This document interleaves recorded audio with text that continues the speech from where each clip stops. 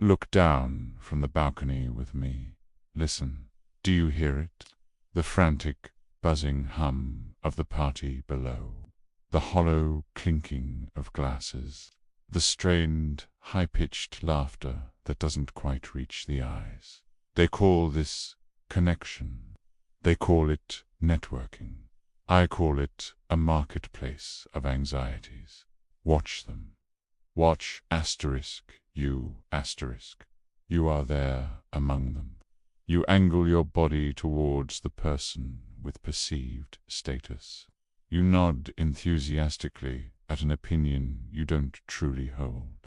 You offer a carefully crafted anecdote, not to share a piece of yourself, but to purchase a moment of their approval. You laugh a second too loud at a mediocre joke, a desperate broadcast that you belong. Each nod, each forced smile, is a link in a chain you forge for yourself. You think you are playing a social game, but you are merely auditioning for the role of a well-liked slave.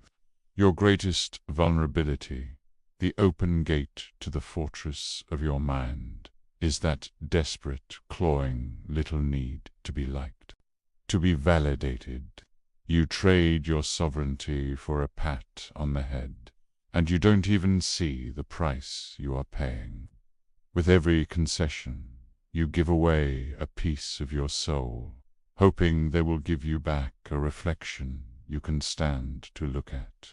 But the mirror they hold up is always warped.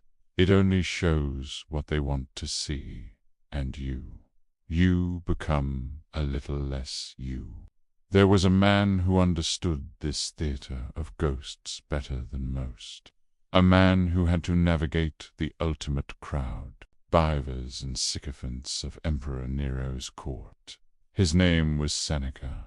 He wasn't a dusty philosopher in an ivory tower. He was a statesman on a tightrope, where a single misstep meant death. He knew that the crowd was more than just a gathering of people. He knew it was a contagion. He wrote, "I never come back from a crowd with the same character that I went in with. Something of that which I have settled is disturbed. Something of that which I have driven out returns. Think of that." He, one of the great minds of his era, admitted that the mob could diminish him. What chance do you think you have? The crowd does not elevate, it grinds down. It is a force of gravity that pulls every mind towards the lowest common denominator. It rewards mediocrity because excellence is an uncomfortable reminder of what others have failed to achieve. It inflames the passions, outrage, envy, blind enthusiasm, because emotion is a currency everyone can spend, while reason is a treasure held by few. You go to the office party hoping to make an impression. You return with your mind filled with petty gossip and a dull resentment for a colleague's promotion. You scroll through the digital crowd, hoping for connection. You log off, feeling strangely empty, comparing your reality to their curated fiction. Seneca's warning is not an invitation to become a hermit. It is a challenge. It is a call to forge social armor, to learn the rules of engagement so that you can walk through the fire, bend, not smell of smoke. So, let us begin your education. There are rules to this hidden game. The first rule is this: choose your associations with ruthless intent. You have been taught to be open, to be friendly, to give everyone a chance. This is a lie told by the mediocre to ensure they always have an audience. Your mind is not a public square. It is a private temple, and you are its sole guardian. Seneca was blunt. Associate with those who will make a better man of you. This is not about snobbery.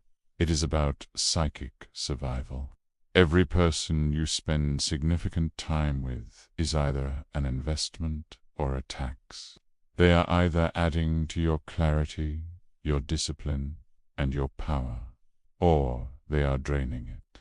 The chronic complainer, the aimless cynic, the drama merchant. These are not your friends. They are character assassins. They are the human equivalent of static, cluttering the frequency of your own purpose.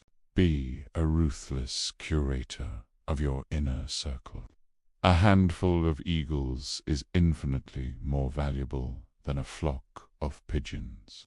Learn to appreciate the company of those who challenge you, who hold you to a higher standard, whose silence is more meaningful than the chatter of 1,000 fools. Your time and your mental energy are your most precious, non-renewable assets. Stop giving them away to people who wouldn't notice if you were on fire. The second rule: master the art of strategic solitude. Our world is terrified of silence, of being alone. It has pathologized solitude as loneliness, and so you fill every spare moment with noise. Podcasts, music, endless conversation. Anything to avoid the deafening sound of your own thoughts. This is a fatal error. The crowd is where you lose yourself. Solitude is where you find yourself again. Seneca knew that to maintain his integrity in Nero's court, he had to withdraw. Not to escape, but to recalibrate. To remember who he was when no one was watching. Solitude is not an absence. It is a presence. It is your throne room. It is the silent workshop where you can examine the ideas the crowd has tried to implant in your mind. It is where you can question the desires they have ignited in your heart. It is where you separate your own signal from their noise before the high-stakes meeting. Find 10 minutes of silence before you walk into the party. Sit in your car and simply breathe. Remind yourself of your purpose, your principles, your frame. Reconnect with that unshakable core that exists independent of anyone's approval. This practice will feel uncomfortable at first. Your mind, addicted to distraction, will fidget. Let it. In that discomfort, you are forging a new strength. The strength to be your own companion, your own counsel, your own king. This brings us to the third and most crucial rule. Engage with purpose, not for pleasure. This is where the gentleman and the devil meet. You will not hide from the world. You will walk among them. But you will do so as a sovereign, not as a supplicant. When you enter a social setting, be it an office party or a formal dinner, you do not go seeking amusement or validation. You go with an objective. Perhaps your goal is to gather a specific piece of information. Perhaps it is to observe the dynamics of power. Perhaps it is simply to practice maintaining your own frame in a seductive environment designed to lower it. You will smile. You will listen intently. You will ask thoughtful questions. You will appear to be the most engaged person in the room. But inside, you are the man on the balcony, cool, detached, observing. You are wearing the mask, and you are playing the part. But the play is for your benefit, not theirs. They think they are charming you. In reality, you are studying them. You give them your attention, which they crave, but you reveal nothing of your true self. You are a mirror, reflecting their own vanity back at them, while your own inner world remains a fortress, untouched and unseen. You walk away from the interaction not drained, but energized. You have achieved your objective. You have practiced your discipline, and you have walked away with your power, your soul, entirely intact. Do you see the game now? The endless chase for likes, for promotions, for a seat at the table. It is all a distraction. It is a fool's errand, designed to keep you running on a wheel, chasing a phantom prize that is always just out of reach. The real prize is not their approval. The real prize is reaching the point where you no longer need it. True status is not the applause of the crowd. It is the quiet, unshakable confidence of your own worth. It is the inner peace that comes from knowing your own mind and living by your own code, regardless of the shifting tides of public opinion. The lion, after all, does not concern himself with the opinions of sheep.